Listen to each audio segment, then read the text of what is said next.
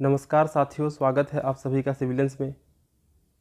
इसके पहले की क्लास में हमने संविधान को शुरू किया था, जहाँ पे देखें कि संविधान क्या है और संविधान की आवश्यकता क्या है। जहाँ पर मुख्य रूप से हमने 4 चीज़ों को डील किया था, जिसके माध्यम से हम लोग को लगा कि कोई भी देश में संविधान होना कितना अनिवार्य हो जाता है।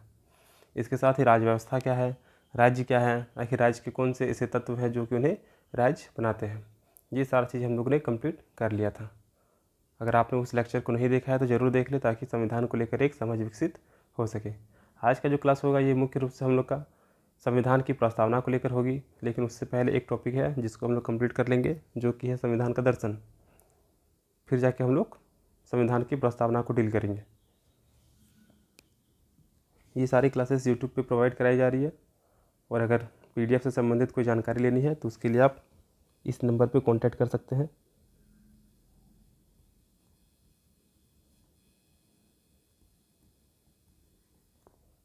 (6206193277). तो संविधान का दर्शन क्या है?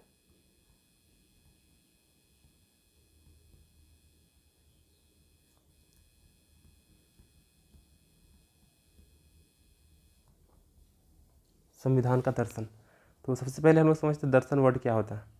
तो जैसे कि कोई भी सोच और काम, उसको दिशा देने के लिए जो सबसे बुनियादी विचार होता है वही क्या कहलाता है? दर्शन कहलाता है। कोई भी सोच और काम, इन दोनों चीज़ को दिशा देने के लिए जो सबसे बुनियादी विचार होगा वही कहलाएगा दर्शन। तो संविधान का दर्शन का अगर बात करें तो आज़ादी से पहले हम लोग को लग रहा था कि हम लोग स्वतंत्र नहीं हैं। तो ऐसे में हम लोग के बहुत सारे अधिकार होने चाहिए, जैसे बोलने का अधिकार होना चाहिए, घूमने का अधिकार होना चाहिए। यानी कि आज़ादी से पहले हम लोग को ऐसा महसूस हुआ होगा, हम लोग का सोच ऐसा विकसित हुआ होगा कि हम लोग के अधिकार का हनन हो रहा है अंग्रेजों के शासनकाल में। तो ऐसी स्थिति में हम लोग का जो सोच डेवलप हुआ, यानी कि वो सारा मूल्य जिससे कि स्वतंत्रता संग्राम यानी कि आज़ादी के लिए हम लोग को प्रेरणा मिली, तो वही सारा चीज़ भारतीय लोकतंत्र का आधार बना।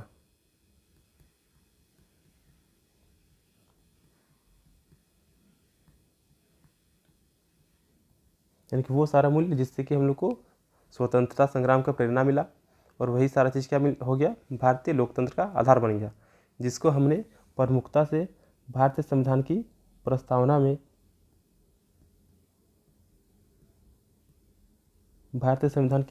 में जगह दी।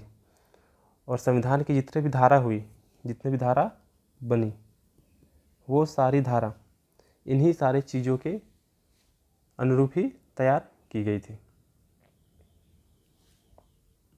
तो संविधान का दर्शन अगर बोला जाए तो क्या हो जाएगा? वे सारे मूल्य जिन्होंने स्वतंत्रता संग्राम की प्रेरणा दी थी, तथा वही सारी चीज़ भारतीय लोकतंत्र का आधार बने, और उन्हीं सारी चीज़ों को हमने भारतीय संविधान की प्रस्तावना में प्रमुखता से जगह दी, तथा उन्हीं चीज़ों के आधार पर हमने इनकी धाराओं का निर्माण किया। और इन्हीं दर्शन के माध्यम से पूरा संविधान का निर्माण हुआ। साथ ही साथ इन्हीं के माध्यम से हम लोग किसी भी चीज़ का मूल्यांकन या फिर परीक्षण कर सकते हैं, या फिर कोई अगर कानून बना है तो वह कानून कितना अच्छा है या फिर कितना बुरा है, वो सारा चीज़ हम लोग को इन्हीं दर्शन के माध्यम से पता चलता है, जिसकी वजह से प्रस्तावना को भारतीय संविधान का आत्मा भी कहा जाता है। तो ये हो गया हम लोग का संविधान का दर्शन। तो यहाँ पे वही सारा चीज़ दिया है जो कि हमने बताया।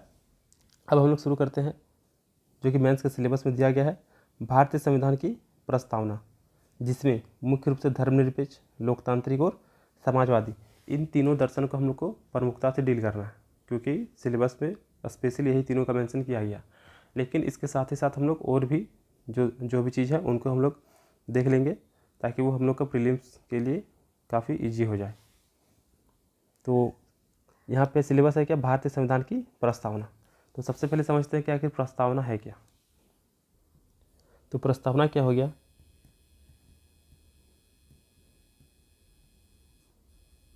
प्रस्तावना क्या हो गया कि ये भारतीय संविधान की भूमिका की भांति है। भारतीय संविधान की भूमिका की भांति है, जिसमें संविधान के क्या आदर्श होंगे, क्या उद्देश्य होगा, सरकार का स्वरूप किस प्रकार से होगा, या फिर संविधान के स्रोत क्या होंगे, यानी कि कहाँ कहाँ से हम लोग संविधान में चीज़ों को कौन सा देश से प्रेरित होकर लिए हैं, इन सारे चीज़ों से संबंधित प्रावधान होंगे प्रस्तावना में। इसके साथ ही संविधान के लागू होने की तिथि क्या होगी, इन सारे चीज़ों का संक्षेप में उल्लेख हम लोग को मिलेगा प्रस्तावना में। तो प्रस्तावना क्या हो गया, तो प्रस्तावना भारतीय संविधान की भूमिका की भांति है, जिसमें संविधान के आदर्श क्या होंगे, संविधान के उद्देश्य क्या होगा, सरकार का स्वरूप क्या होगा, ये सारा चीज़ मेंशन होगा। साथ ही साथ संविधान के लागू होने की तिथि भी मेंशन होगी। तो भारतीय संविधान की प्रस्तावना जो है वो पंडित जवाहरलाल नेहरू द्वारा बनाए गए उद्देश्य प्रस्ताव से प्रेरित है। तो 9 दिसंबर 1946 को संविधान सभा की पहली बैठक हुई थी और 13 दिसंबर 1946 को पंडित जवाहरलाल नेहरू द्वारा संविधान सभा में उद्देशिका प्रस्ताव को प्रस्तुत किया गया था और इसीलिए भारतीय संविधान की प्रस्तावना को उद्देशिका कहकर भी हम लोग संबोधित करते हैं। अगर बात किया जाए प्रस्तावना, तो प्रस्तावना जो अमेरिकी संविधान से लिया गया था, लेकिन प्रस्तावना का जो वर्ड है, भाषा जो होगा, वो ऑस्ट्रेलिया के संविधान से लिया गया।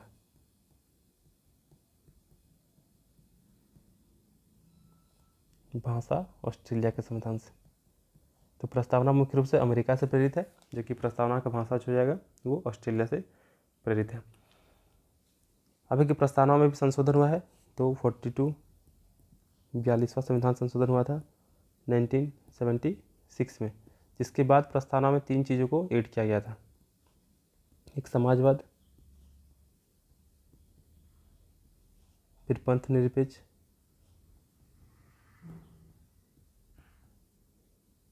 और तीसरा अखंडता।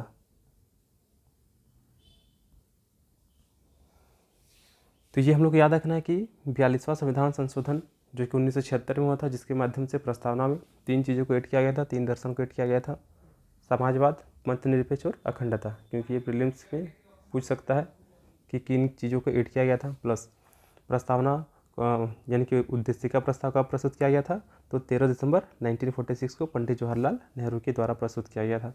प्रस्तावना कहाँ से प्रेरित है, तो अमेरिका से है, और यहाँ की प्रस्तावना की जो भाषा होगी वो मुख्य रूप से ऑस्ट्रेलिया से लिया गया है। तो इसको एक बार PDF के फॉर्म में देख लेते हैं। तो प्रस्तावना भारतीय संविधान की भूमिका की भांति है, और जिसमें संविधान के आदर्श क्या होंगे, उद्देश्य क्या होंगे, ये सारी चीज़ मेंशन होगा। एक विशेषज्ञ है N.A. पालकीवाला, जिन्होंने प्रस्तावना को संविधान का परिचय पत्र की संज्ञा दी है। और प्रस्तावना अमेरिकी संविधान से ली गई है, लेकिन प्रस्तावना की भाषा ऑस्ट्रेलिया संविधान की प्रस्तावना पर प्रस्तावना का प्रभाव है। तो ये हो गया हम लोग का प्रस्तावना क्या है। तो ये देख सकते हैं हम लोग का प्रस्तावना इस प्रकार से है, जिसमें लोकतंत्रात्मक, न्याय, स्वतंत्र, इसके अलावा बंधुता, समता, गणराज्य, पंथ निरपेक्ष, फिर प्रभुत्व संपन्न और हम भारत के लोग, समाजवादी, ये सारा चीज़ मेंशन है। लेकिन सिलेबस हम लोग का मुख्य रूप से 3 चीज़ को डील करना है, धर्मनिरपेक्ष, लोकतांत्रिक और समाजवादी। लेकिन बाकी चीज़ों को भी हम लोग एक एक करके अभी कंप्लीट कर लेंगे। तो संप्रभुता की अगर बात करें, तो इस शब्द का प्रयोग संविधान की प्रस्तावना में किया गया है। इसका मतलब क्या हो गया कि हम लोग अपने देश के अंदर कोई भी आंतरिक या फिर विदेशिक मामले, अब आंतरिक मामला में भी कोई बताएंगे अभी क्या होगा, और विदेशिक मामला में भी क्या आएंगे। तो कोई भी आंतरिक मामला या विदेशिक मामला, उन सारी चीज़ों को लेने के लिए अगर हम लोग स्वतंत्र हैं, किसी अन्य देश के प्रभाव में आकर वो सारे डिसीजन नहीं लेते हैं, या फिर किसी अन्य देश के दबाव में आके वो सारा चीज़ हम लोग नहीं करते हैं, तो हम लोग बोलेंगे क्या कि भारत कैसा है, संप्रभु राज्य है, और यहाँ पर संप्रभुता है। लेकिन आज़ादी से पहले हम लोग के पास ऐसा नहीं था। हम लोग को ब्रिटिश गवर्नमेंट के अकॉर्डिंग काम करना पड़ता था। कोई भी हम लोग को निर्णय लेना पड़ता था, पहले उनसे अनुमति लेनी पड़ती थी। लेकिन आज़ादी के बाद से हम लोग स्वतंत्र है कि हम लोग को अमेरिका के साथ दोस्ती करना है या दुश्मनी करना है, पाकिस्तान के साथ युद्ध करना है या फिर नहीं करना है। हम लोग किसी के दबाव में आके ये सारा फैसला नहीं लेते हैं। तो संप्रभुता क्या हो गया, ये किसी भी देश के लिए सबसे अनिवार्य तत्व हो जाता है, जिस पे हम लोग मुख्य रूप से कोई भी आंतरिक मामला या फिर बाह्य मामला, इन सारी चीज़ों पर निर्णय खुद ले सकते हैं। अब है कि यहाँ पे आंतरिक मामला में भी कुछ चीज़ आता है, जैसे कि आंतरिक मामले में राजनीतिक आंतरिक मामला,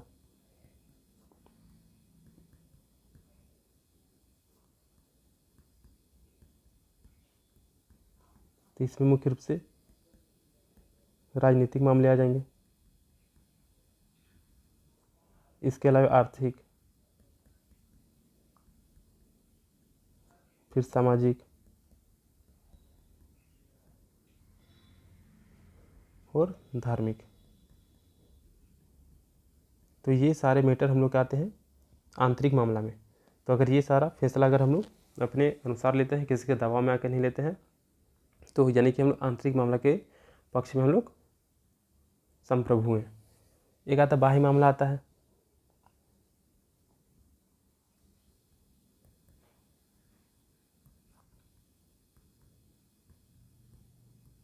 बाह्य मामला में क्या क्या आ जाएगा, इसमें हम लोग का जितने भी विदेशी मामले हैं वे सब भी आ जाएंगे।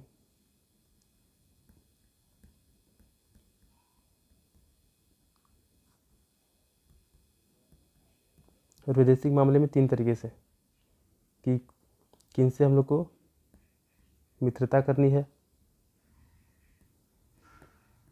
किन से शत्रुता करनी है, और किन देश से संधि करनी है। तो ये हो गया हम लोग का आंतरिक मामला और बाह्य मामला। तो संप्रभुता क्या हो गया कि कोई भी देश या फिर कोई भी राज्य अपने देश के आंतरिक मामला या फिर बाह्य मामला को खुद से लेते हैं, किसी अन्य देश के प्रभाव में आके नहीं लेते हैं, तो फिर वह देश संप्रभु देश या फिर संप्रभु राज्य कहलाएंगे। तो आंतरिक मामला में क्या आ जाएगा, राजनीतिक मामला, आर्थिक मामला, सामाजिक और धार्मिक। इसके अलावा बाह्य मामला में हम लोग के विदेशी मामले, जिनमें से मित्र, शत्रु और संधि होंगे, यानी कि कौन सा देश से हम लोग को मित्रता रखनी है, कौन सा देश से शत्रुता करनी है, या फिर क्या क्या संधि करना है, ये सारा चीज़ आ जाएगा बाह्य मामला में। तो ये हो गया हम लोग का संप्रभुता। अगर हम बात करें कि भारत कब संप्रभु राष्ट्र बना, तो 26 जनवरी 1950 को भारत संप्रभु राष्ट्र बना। और ये जो डाटा लिया गया है ये एनसीईआरटी से लिया गया है, तो इसमें कोई डाउट करने की आवश्यकता नहीं है। तो भारत संप्रभु राष्ट्र कब बना, तो 26 जनवरी 1950 को बना। तो ये हो गया हम लोग का संप्रभुता। अब सेकंड आता है गणराज्य। गणराज्य क्या है, तो क्वेश्चन आता है कि भारत गणराज्य है कि नहीं, तो जवाब है भारत एक गणराज्य है। गणराज्य मतलब क्या हो गया कि कोई भी राज्य, यहाँ पे राज्य का बोलने का मतलब है देश, तो कोई भी राज्य का अध्यक्ष का जो पद होगा वो वंशानुगत ना होकर निर्वाचित होगा। अब वो निर्वाचन प्रत्यक्ष तरीके से हो सकता है या फिर अप्रत्यक्ष तरीके से हो सकता है। प्रत्यक्ष तरीका मतलब जहाँ पर जनता डायरेक्टली अपने देश के अध्यक्ष को चुनते होंगे, और अप्रत्यक्ष यानी कि जहाँ पर जनता अपने प्रतिनिधियों के माध्यम से अपने देश के अध्यक्ष को चुनते हैं। तो अगर भारत का बात किया जाए तो भारत में जो राष्ट्रपति होते हैं उनको हम लोग नहीं चुनते हैं, बल्कि हम लोग के द्वारा जो प्रतिनिधि का निर्वाचन किया गया है वे राष्ट्रपति को चुनते हैं। यानी कि भारत में अप्रत्यक्ष तरीके से देश के अध्यक्ष को चुना जाता है। तो यही हो गया गणराज्य, यानी कि कोई भी राज्य में जो देश का अध्यक्ष होगा, राज्य का जो अध्यक्ष होगा वो वंशानुगत ना होकर निर्वाचित होगा। और भारत में राष्ट्रपति वही क्या होते हैं, अध्यक्ष होते हैं, जिनका पद सर्वोच्च होता है, इनका कार्यकाल 5 वर्ष के लिए होता है। और 26 जनवरी 1950 को भारत गणतंत्र घोषित हुआ था, जो कि डॉक्टर राजेंद्र प्रसाद देश के प्रथम राष्ट्रपति बने थे। अगर भारत और यूके का बात किया जाए तो दोनों डिफरेंस क्या है कि भारत में जो राष्ट्रपति बनते हैं वो वंशानुगत नहीं होते हैं, यहाँ पर लोगों के द्वारा अप्रत्यक्ष तरीके से राष्ट्रपति का निर्वाचन किया जाता है। लेकिन यूके में क्या होता है, सम्राट का जो पद होता है या फिर अध्यक्ष का जो पद होता है वो वंशानुगत होता है, इसलिए वहाँ पर उसको हम लोग राजतंत्रात्मक लोकतंत्र बोलेंगे। जबकि भारत में क्या है, तो लोकतंत्र है लेकिन गणराज्य है, इसीलिए भारत में इसको हम लोग गणतंत्रात्मक लोकतंत्र बोलेंगे। तो यही मेजर डिफरेंस हो गया हम लोग का यूके और इंडिया में। अब आता थर्ड आता है न्याय आता। तो न्याय में मुख्य रूप से 3 प्रकार के न्याय की बात की गई है, सामाजिक न्याय, आर्थिक न्याय और राजनीतिक न्याय। तो सामाजिक न्याय में क्या हो गया कि किसी भी व्यक्ति के साथ जाति, वर्ण, धर्म, लिंग, जन्म स्थान ये सब के आधार पर भेदभाव नहीं किया जा सकता है। जो भी वैकेंसी होगा या फिर जो भी सरकारी नौकरी के अवसर होंगे उनमें सभी लोगों को समान रूप से अवसर प्रदान किए जाएंगे। आर्थिक न्याय में क्या हो जाएगा, तो जो भी हम लोग के प्राकृतिक संसाधन हैं उनका वितरण लगभग सभी लोगों में बराबर तरीके से होना चाहिए, न्यायोचित तरीके से होना चाहिए। ऐसा नहीं हो कि कुछ ही व्यक्ति के हाथ में सारा चीज़ केंद्रित हो जाए और वही व्यक्ति धनी होते चले जाए। इसके साथ ही कि सभी नागरिक को जीविका के पर्याप्त साधन प्राप्त होना चाहिए, भौतिक संपदा का स्वामित्व और नियंत्रण का बंटवारा इस प्रकार से होना चाहिए कि लगभग सभी लोगों का हित हो सके। पुरुष और स्त्री को सभी काम के लिए समान वेतन मिलना चाहिए। स्त्री और बच्चे को श्रम का दुरुपयोग नहीं होना चाहिए। इसके साथ ही बालकों को निःशुल्क और अनिवार्य शिक्षा व्यवस्था होना चाहिए। तो यही सारा चीज़ आ जाता हम लोग का आर्थिक न्याय में। तो इससे संबंधित प्रावधान भी किया गया हमारे संविधान में। सामाजिक न्याय में जैसे कि हम लोग कुछ आर्टिकल्स आ जाएंगे, आर्टिकल 14, 15, 17, 23 और 24। तो ये सारा चीज़ भाग 3 में मेंशन किया गया। इसके साथ ही भाग 4 के भी कुछ आर्टिकल जैसे आर्टिकल 38 और आर्टिकल 42 में सामाजिक न्याय से संबंधित प्रावधान किए गए हैं। अगर राजनीतिक न्याय की बात किया जाए तो राजनीतिक न्याय में क्या हो जाएगा कि सभी नागरिकों को समान रूप से नागरिक और राजनीतिक अधिकार प्राप्त होना चाहिए, यानी कि हर व्यक्ति चुनाव के लिए खड़ा भी हो सकता है और हर व्यक्ति वोट भी कर सकता है। और वोट का तरीका क्या होगा, तो वयस्क मताधिकार का सिद्धांत होगा। ऐसा नहीं कि किसी भी एक विशिष्ट वर्ग को हम लोग मतदान करने से या फिर चुनाव में खड़े होने से रोक देते हैं, ऐसा हम लोग नहीं कर सकते। तो राजनीतिक न्याय से संबंधित अनुच्छेद भाग 4 में आ जाएंगे, जो कि आर्टिकल 36 से लेके 51 तक में दिया गया है। यहाँ पर एक लाइन आता है कि पंडित जवाहरलाल नेहरू और डॉक्टर भीमराव अंबेडकर का ऐसा कहना था कि आर्थिक न्याय के बिना राजनीतिक न्याय निरर्थक हो जाता है, इसलिए सामाजिक और आर्थिक न्याय को राजनीतिक न्याय से उच्च स्थान दिया गया है। अब आता है हम लोग का स्वतंत्रता। तो यहाँ पे न्याय में क्या आ गया, तीन प्रकार का न्याय आ गया, सामाजिक न्याय, आर्थिक न्याय और राजनीतिक न्याय। यहाँ ध्यान देना, धार्मिक न्याय का बात नहीं किया गया। अब आता है स्वतंत्रता। तो प्रस्तावना में मुख्य रूप से 5 प्रकार की स्वतंत्रता का बात किया गया, जिसमें सबसे पहला आता है विचार आ जाएगा, अभिव्यक्ति आ जाएगा, विश्वास आ जाएगा, धर्म आ जाएगा और उपासना आ जाएगा। तो इन 5 प्रकार की स्वतंत्रता का बात किया गया। और साथ ही साथ इन स्वतंत्रताओं के संरक्षण के लिए न्यायपालिका की स्थापना भी की गई है, जिस आर्टिकल 19 के 1 का ए में क्या है कि विचार एवं अभिव्यक्ति की स्वतंत्रता। आर्टिकल 25 में जैसे हो गया धार्मिक स्वतंत्रता। तो इन सारी चीज़ों को हम लोग का मूल अधिकार बनाया गया, यानी कि इन सारी चीज़ों का हनन होता है तो ऐसी स्थिति में न्यायपालिका इन हम लोग को संरक्षण प्रदान करेगी।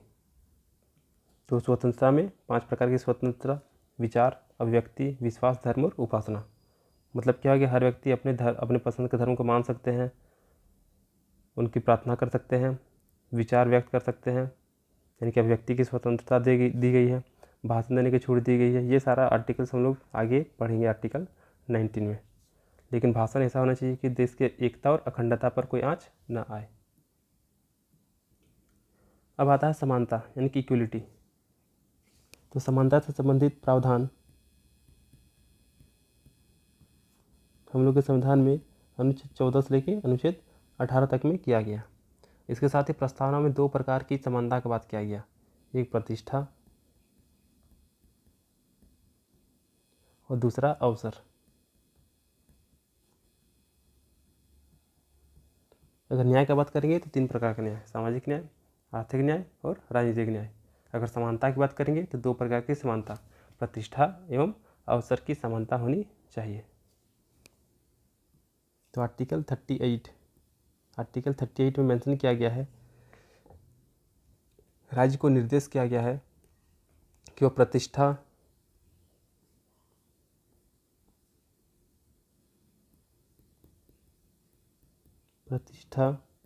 आय, पद,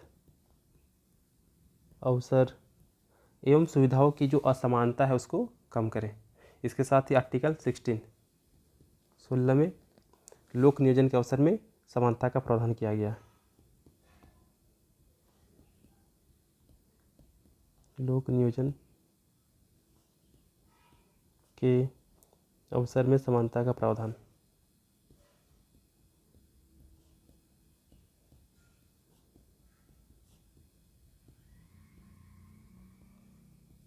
तो ये हो गया समानता। तो समानता में क्या हो गया, प्रस्तावना में मुख्य रूप से 2 प्रकार की समानता की बात किया गया, प्रतिष्ठा एवं अवसर। तो आर्टिकल 38 में प्रतिष्ठा, आय, पद ये सब की जो असमानता है उसको कम करने की बात किया गया है। और आर्टिकल 16 में लोक नियोजन के अवसर में समानता का प्रावधान किया गया है। तो समानता से अभिप्राय क्या हो गया कि अपने व्यक्तित्व को समुचित विकास के लिए प्रत्येक नागरिक को समान अवसर उपलब्ध होना चाहिए और सभी नागरिक केवल अपनी क्षमता, गुण और प्रतिभा के अनुसार सभी लोकपद, सम्मान और स्थान समान रूप से पाने के हकदार हैं। सार्वजनिक स्थानों में प्रवेश सबके लिए सुलभ है और समानता के सिद्धांत के आधार पर ही छुआछूत को दंडनीय अपराध घोषित किया गया है, जिसके बारे में आर्टिकल 17 में मेंशन किया गया। अब अगला आता है हम लोग का बंधुता। तो बंधुता क्या हो गया कि न्याय देख लिए, स्वतंत्रता और समानता, इन सभी आदर्शों को हम लोग तभी फलीभूत होंगे जब सभी भारतीयों में बंधुता की भावना होगी और सभी नागरिकों को बिना किसी भेदभाव के मूल अधिकारों की जो गारंटी दी गई है और सामाजिक तथा आर्थिक समानता का लक्ष्य प्राप्त करने के लिए जो निर्देशक सिद्धांत बनाए गए हैं, उनका उद्देश्य भी बंधुता को बढ़ावा देना है। यानी कुल मिला के जब तक बंधुता नहीं होगा तब तक किसी प्रकार का दर्शन को हम लोग सही तरीके से लागू नहीं कर सकते, फॉलो नहीं कर सकते हैं। इसीलिए बंधुता काफ़ी ज़्यादा इम्पोर्टेंट हो जाता है। फिर अगला आता है व्यक्ति की गरिमा। तो इसमें क्या हो गया कि व्यक्ति की प्रधानता, उसका मतलब क्या हो गया, गरिमा के अंतर्गत ही क्या व्यक्ति की प्रधानता नहीं है। इसका मतलब क्या हो गया कि राज्य व्यक्ति के लिए है, व्यक्ति राज्य के लिए नहीं है। इसको ऐसा समझते हैं। तो व्यक्ति की गरिमा क्या हो गया, तो जैसे हर व्यक्ति क्या होता है, महत्वपूर्ण होता है और हर व्यक्ति को आत्मसम्मान के साथ जीवन जीने का अधिकार भी होना चाहिए। तो इसीलिए जो बंधुता है, बंधुता से ही व्यक्ति की गरिमा को हम लोग सुरक्षित रख सकते हैं और उसको बढ़ावा देने का आशा भी हम लोग कर सकते हैं। तो जब संविधान निर्माण हो रहा था, यानी कि जो संविधान निर्माता थे, उनके मन में व्यक्ति की गरिमा सर्वाधिक महत्वपूर्ण थी और इसके पीछे का उद्देश्य ये था कि लोगों को स्वतंत्रता और समानता जैसे मूल अधिकार अनिवार्य रूप से प्राप्त हो सके और यह सरकार की जवाबदेही बनती थी कि वह अपनी नीति में सभी नागरिकों की जीविका के पर्याप्त साधन उपलब्ध कराएं, काम का न्यायसंगत और मनोचित दशाएं उपलब्ध कराएं। इसके साथ ही साथ आर्टिकल 17 और आर्टिकल 32 जो है वो हम लोग की गरिमा अभिवृद्धि में सहायक है। तो व्यक्ति की गरिमा क्या हो गया, सबसे महत्वपूर्ण तत्व हो गया व्यक्ति के लिए, और हर व्यक्ति को आत्मसम्मान के साथ जीवन जीने का अधिकार है और इसके बारे में आर्टिकल 17 और आर्टिकल 32 में भी बताया गया। फिर आता है यूनिटी आता है, यानी कि देश के विभिन्न क्षेत्रों में रहने वाले विभिन्न धर्म और जातियों के लोग आपस में मिलकर रहे। अखंडता, तो अखंडता की बात किया जाए तो 42वां संविधान संशोधन 1976 में किया गया था और इसके के माध्यम से तीन वर्ड को, समाजवादी, मतनिरपेक्ष और अखंडता, इन तीनों चीज़ों को ऐड किया गया था। अखंडता मतलब क्या हो गया कि भूभागीय एकता। इसको थोड़ा और अच्छा से देख लेते हैं कि जैसे कि व्यक्ति की गरिमा है, तो व्यक्ति की गरिमा इसको तभी सुरक्षित रखा जा सकता है जब राष्ट्र में एकता और अखंडता सुरक्षित रहे। अगर एकता और अखंडता ही नहीं रहेगा तो व्यक्ति की गरिमा रहेगी ही नहीं। तो ऐसे हालात में आर्टिकल 51 का क, अनुच्छेद 51 के क के अंतर्गत सभी नागरिकों के लिए कर्तव्य बना दिया गया है कि भारत की संप्रभुता, एकता और अखंडताओं की रक्षा करें। इसके साथ ही ऐसा मामला जो कि राष्ट्र की एकता और अखंडता के लिए खतरा बने तो सभी नागरिकों से आशा की जाती है कि वे सभी आपस में भेदभाव को भुलाकर और अपने निजी स्वार्थों से उठकर उनका सामना करेंगे। तो भूभागीय एकता मतलब क्या हो गया कि जब भी देश में एकता और अखंडता की बात आए, यानी कि जब उस पर खतरा आ जाए तो सभी नागरिकों से आशा की जाती है कि वे सभी आपसी भेदभाव को भुलाकर निजी स्वार्थों से ऊपर उठकर उनका सामना करें, जिसके बारे में आर्टिकल 51 में भी बताया गया, 51 के क में। और बंधुत्व की भावना को बढ़ावा देने के लिए भारतीय संविधान में एकल नागरिकता को अपनाया गया है।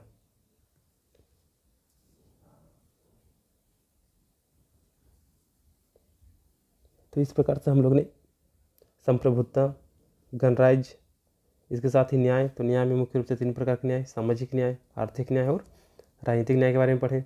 स्वतंत्रता हो गया, समानता हो गया, बंधुता हो गया, डिग्निटी हो गया और यूनिटी और अखंडता, ये सारा चीज़ कंप्लीट कर ली। अब सबसे इम्पोर्टेंट जो कि हम लोग का सिलेबस में मेंशन है 3 चीज़ कि धर्मनिरपेक्ष, लोकतांत्रिक और समाजवादी, इन तीनों चीज़ों को हम लोग को पढ़ना है, जो कि मेंस के लिए काफ़ी इम्पोर्टेंट हो जाता है। तो इसी को क्वेश्चन के फॉर्मेट में लिख दिया गया है कि भारतीय संविधान की प्रस्तावना में निहित धर्मनिरपेक्ष, लोकतांत्रिक और समाजवादी, ये तीनों दर्शन की व्याख्या करें। तो प्रस्तावना में धर्मनिरपेक्ष, लोकतांत्रिक, समाजवादी के अलावा भी बहुत सारा चीज़ मेंशन था, लेकिन मुख्य रूप से यही 3 चीज़ों को हम लोग को पढ़ना है, धर्मनिरपेक्षता, लोकतांत्रिक और समाजवादी। तो प्रस्तावना में जिन शासन पद्धतियों को प्रमुखता से जगह दी गई है, उनमें से आता है एक पंथ निरपेक्षता,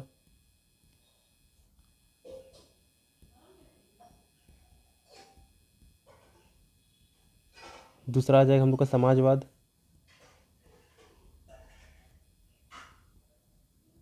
और तीसरा हो जाएगा हम लोग का लोकतंत्र। ये तीनों काफ़ी ज़्यादा इम्पोर्टेंट हो जाता है। तो प्रस्तावना में जिन शासन पद्धतियों को प्रमुखता से जगह दिया गया वो हो गया पंथ निरपेक्षता, समाजवाद और लोकतंत्र हो गया। तो वर्तमान में जो शासन प्रणालियाँ हैं वे यही तीनों पद्धतियों का, यही तीनों चीज़ों का अनुसरण करके नव निर्माण का सृजन कर रही है। और साथ ही साथ अगर हम लोग को ऐसा महसूस होता है कि इनमें कुछ खराबी है या फिर कुछ नई चीज़ की आवश्यकता है तो हम लोग संशोधित करके भी इनको चेंज कर सकते हैं। अब हम लोग का पहला चीज़ आता है पंथ निरपेक्षता। तो पंथ निरपेक्षता का उदय जो हुआ था वो भारतीय समाज की सांस्कृतिक विविधता से ही हुई है, क्योंकि भारत आरंभ से ही बहुत सारे संप्रदाय, जातीयता या फिर सांस्कृतिक मूल्यों में खंडित रही है। संप्रदाय हो गया, अलग अलग जाति हो गया, या फिर सांस्कृतिक तरीके से भी काफ़ी ज़्यादा भिन्नता देखने को मिली है। तो भारतीय समाज शुरू से ही संप्रदाय, जाति और सांस्कृतिक मूल्य में खंडित रही है, अतः पंथ निरपेक्षता का उदय भी भारतीय समाज से ही हुई है। लेकिन विविधता के बीच भी एकता यहाँ पर सदैव से बनी रही है। विविधता के बीच भी एकता सदैव से यहाँ पे बनी रही है। अब आते हैं पंथ निरपेक्षता का अर्थ क्या होता है। तो पंथ मतलब हो गया संप्रदाय, या फिर पंथ मतलब हो गया धर्म के भीतर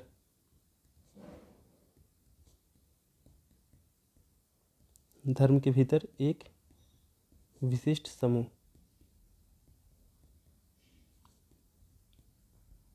या उपसमूह भी बोल सकते हैं। जैसे कि उदाहरण के लिए हिंदू धर्म है और हिंदू धर्म में वैष्णव, शैव या फिर शाक्त, ये सब क्या हो गया, पंथ हो गया। अगर ईसाई की बात करें तो ईसाई धर्म है, लेकिन कैथोलिक क्या हो गया, पंथ हो गया। इसी प्रकार से इस्लाम क्या है, धर्म है, और सिया सुन्नी क्या हो गया, उसका पंथ हो गया। तो पंथ का मतलब क्या हो गया, संप्रदाय हो गया, या फिर धर्म के भीतर ही एक विशिष्ट समूह जिसको हम लोग उपसमूह भी बोलते हैं। और निरपेक्ष मतलब क्या हो गया, न्यूट्रल हो गया। यानी कि दोनों को अगर मर्ज करें, पंथ और निरपेक्ष को, तो हम लोग को क्या निकलता है कि किसी भी धर्म विशेष को प्रोत्साहन नहीं देना है और न ही किसी धर्म विशेष के साथ सौतेला व्यवहार करना है। मतलब ऐसा नहीं हो गया कि बहुसंख्यक अगर हिंदू है तो हम लोग हिंदू को प्रोत्साहन देंगे, और जो भी अल्पसंख्यक है उनको हम लोग उनके साथ सौतेला व्यवहार करेंगे, ऐसा नहीं करना है। तो पंथ निरपेक्षता का आशय क्या हो गया कि किसी भी धर्म विशेष को प्रोत्साहन नहीं देना और न ही किसी धर्म विशेष के साथ सौतेला व्यवहार करना, बल्कि भारतीय धर्मनिरपेक्षता सर्वधर्म समभाव के मार्ग का अनुसरण करती है। और इसी को आगे चलकर भाग तीन में आर्टिकल 25 से लेके 28 तक में जगह दिया गया। तो पंथ निरपेक्षता क्या हो गया, पंथ मतलब संप्रदाय हो गया, या फिर धर्म के भीतर एक विशिष्ट समूह, जैसे कि हिंदू धर्म हो गया, और हिंदू धर्म के लिए उसमें वैष्णव संप्रदाय, शैव संप्रदाय, ये सारा चीज़ आ जाएंगे। निरपेक्ष मतलब क्या हो गया, न्यूट्रल हो गया। यानी कि अगर दोनों को मर्ज करेंगे तो क्या निकलता है कि हम लोग को किसी भी धर्म विशेष को ना तो प्रोत्साहन देना है और ना ही किसी धर्म विशेष के साथ सौतेला व्यवहार करना है, बल्कि भारतीय धर्मनिरपेक्षता सर्वधर्म समभाव के मार्ग का अनुसरण करती है, जिसको आगे जाकर भाग 3 में यानी कि फंडामेंटल राइट्स में मुख्य रूप से आर्टिकल 25 से 28 में प्रमुखता से जगह दी गई है। तो उम्मीद है पंथ निरपेक्षता क्या है वो क्लियर हो गया होगा। अब हम लोग को दो वर्ड सिमिलर सुनने को मिलता है, एक धर्मनिरपेक्ष और एक पंथ निरपेक्ष। तो धर्मनिरपेक्ष क्या हो गया, जिसमें धर्म आएगा, जैसे कि इसमें मुख्य रूप से व्यक्तिगत विश्वास और आस्था का संग्रह होगा। धर्म निरपेक्षता, तो इसमें क्या होगा, व्यक्तिगत विश्वास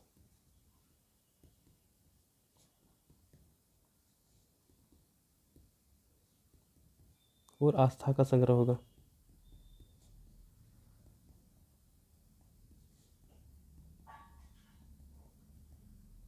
इसके साथ ही नैतिक और आध्यात्मिक मूल्य का संग्रह होगा।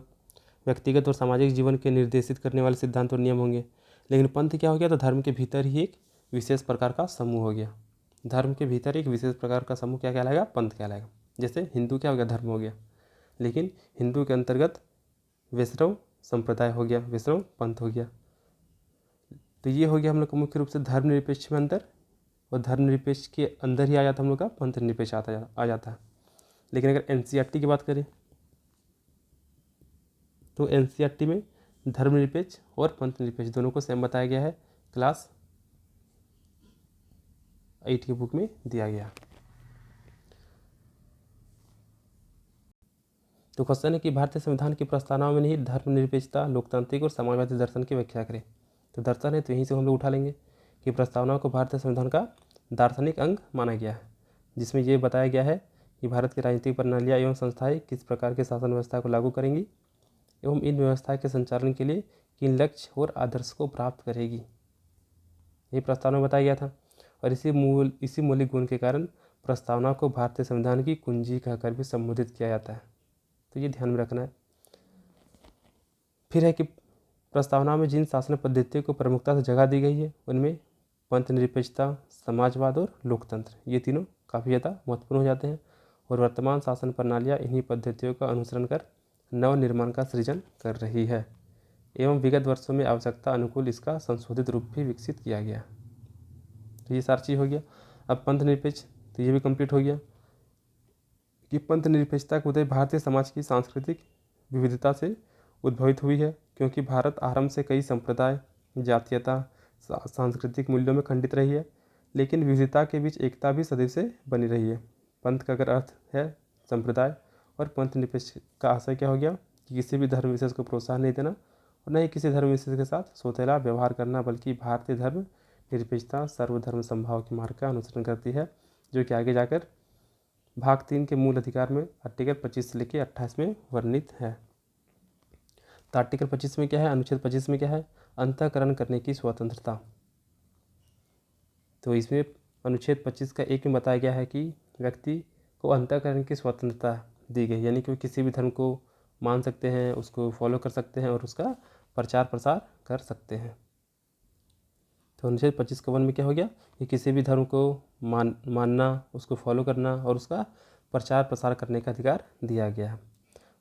अनुच्छेद 25 का 2 में क्या बताया गया है कि धर्म की स्वतंत्रता पर युक्तियुक्त प्रतिबंध भी लगाया जा सकता है। मतलब ऐसा नहीं है कि हम किसी धर्म को मान रहे हैं और उस धर्म के पीछे हम लोग या उसको आधार बना के मानव बलि, शिशु बलि या फिर अस्पृश्यता जैसी चीज़ों को जन्म दे रहे हैं, तो ऐसे हालात में इनको प्रतिबंधित भी किया जा सकता है।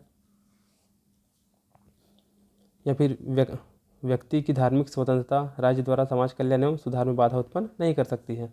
राज्य कानून बनाकर सामाजिक कुरीति जैसे कि अंधविश्वास का भी उन्मूलन कर सकती है, जो कि राज्य की प्रगति में बाधा उत्पन्न कर सकती है, जैसे कि सती प्रथा हो गया और देवदासी प्रथा।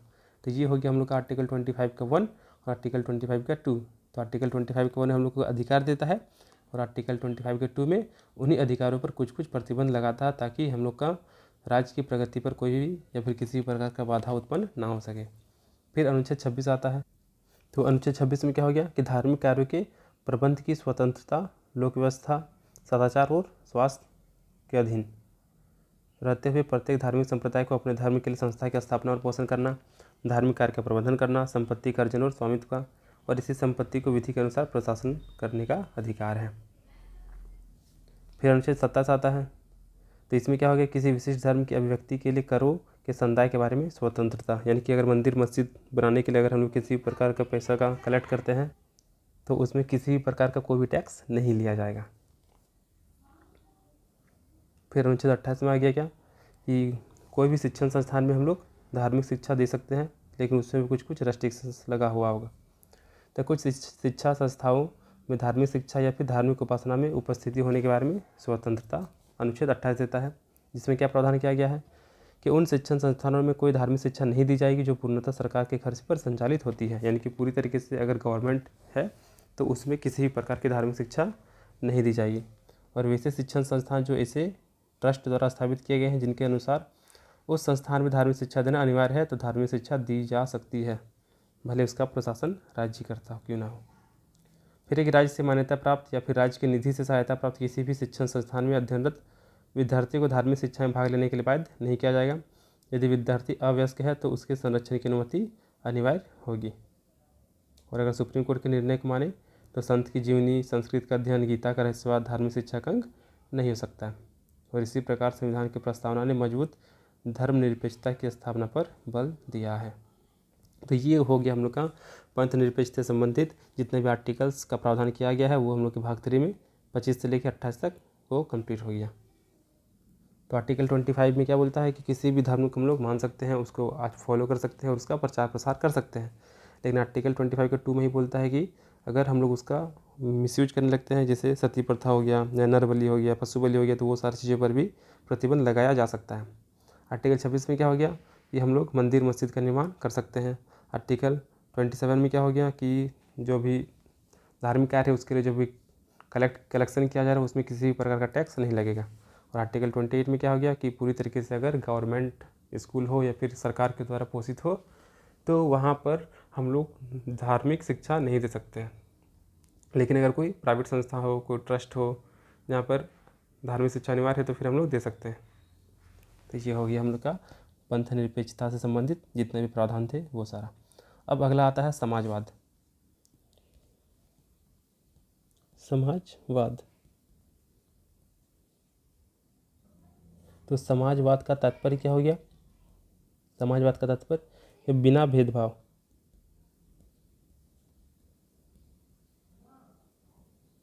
बिना भेदभाव समाज के सभी सदस्य के हित का कार्य करना।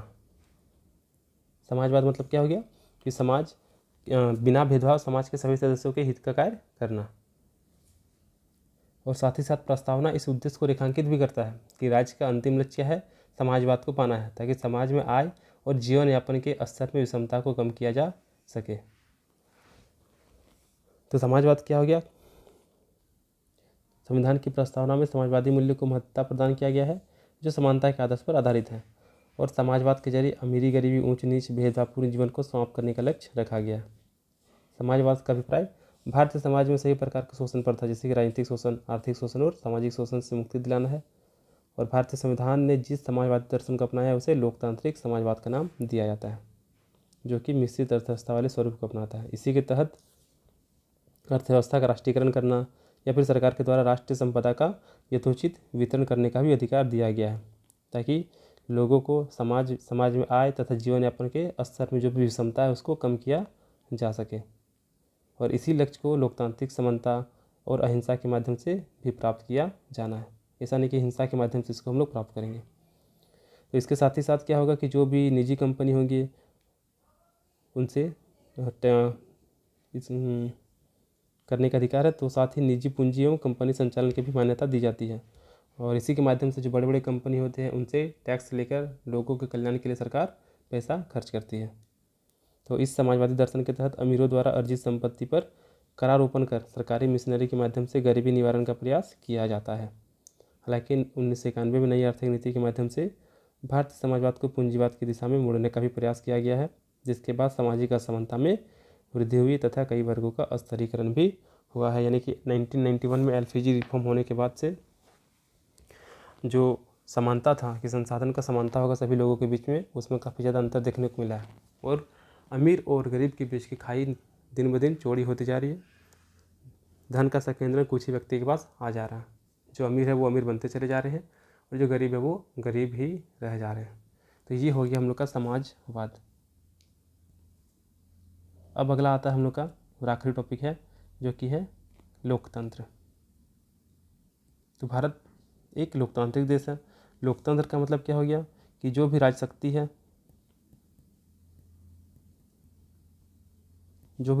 है उसका प्रयोग जनता के द्वारा ही किया जाएगा। और हमारे देश में जनता ही क्या है, सर्वोच्च है और बहुमत के निर्णय के द्वारा शासन भी संचालित होता है। तो 5 साल के अंतराल में हम लोग लोकसभा और विधानसभा का चुनाव होता है, जहाँ पर मुख्य रूप से सार्वभौमिक वयस्क मताधिकार के द्वारा जनप्रतिनिधियों को चुना जाता है और उन्हीं प्रतिनिधि के माध्यम से ही देश में शासन को संचालित किया जाता है। यानी कि यहाँ पर हर कोई व्यक्ति जो कि वयस्क मताधिकार वयस्क हो चुके हैं, यानी कि 18 साल की उम्र पार कर चुके हैं, वो सभी को वोट देने का अधिकार है। ऐसा नहीं कोई विशेषाधिकार प्राप्त वर्ग को ही वोट देने का अधिकार प्राप्त होगा। और जनता क्या करते हैं, तो जनता अपने ही निर्वाचित प्रतिनिधि के माध्यम से ही जो सरकार बनाती है वह प्राय 5 साल के बाद बदल जाती है, और फिर से जनता के पास अवसर होता है कि वे अपने नए जनप्रतिनिधि का चुनाव कर सकें।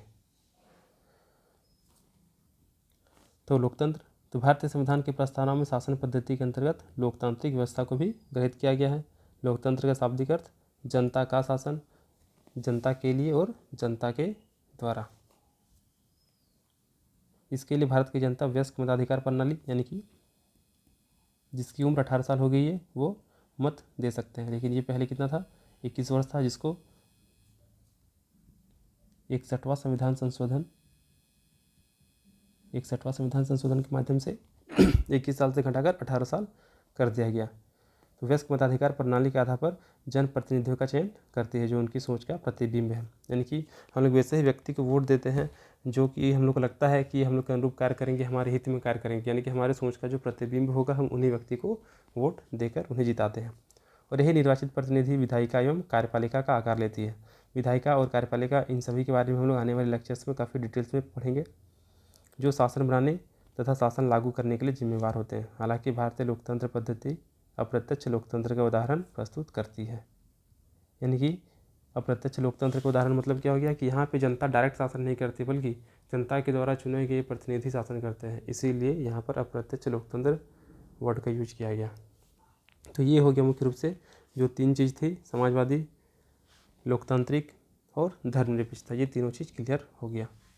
तो फाइनली इस प्रकार संविधान की प्रस्तावना भारतीय शासन पद्धति में पंथ निरपेक्षता, समाजवाद, लोकतंत्र को समाहित कर न्याय, स्वतंत्रता, समानता, एकता एवं अखंडता, भाईचारा जैसे मूल्य को आगे बढ़ाने का प्रयास करता है। इस प्रकार प्रस्तावना संपूर्ण भारतीय संविधान का आधारभूत दर्शन है, कुंजी है एवं जटिल समय में प्रकाश स्तंभ के तुल्य है। ये फाइनली लास्ट में आंसर हम लोग लिख दिए। तो ये जो क्वेश्चन था कि भारतीय संविधान की प्रस्तावना में निहित धर्मनिरपेक्षता, लोकतांत्रिक और समाजवादी दर्शन की व्याख्या करें, तो इन तीनों चीज़ों को हम लोग अच्छे से डिटेल्स में एक्सप्लेन कर लिए। शुरू कैसे किए हम लोग, तो चूँकि दर्शन था तो वही वाला वर्ड को पकड़ लिए और प्रस्तावना को भारतीय संविधान का दार्शनिक अंग माना गया और हम लोग शुरू किए। इसी के साथ जो पहला टॉपिक था सिलेबस में वो कंप्लीट हो गया। अगला टॉपिक जो होगा यानी कि सिलेबस के अकॉर्डिंग, तो वो होगा भारतीय संविधान के मूल लक्षण क्या है या फिर उनका आधारभूत ढांचा किस प्रकार से होगा। ये सारा चीज़ अगली क्लास में प्रोवाइड कराया जाएगा। ये सारे क्लासेस यूट्यूब पे प्रोवाइड कराए जा रहे हैं और PDF के लिए आप लोग 6206193277 पे कांटेक्ट कर सकते हैं। तो मिलते हैं अगली वीडियो के साथ, तब तक के लिए धन्यवाद।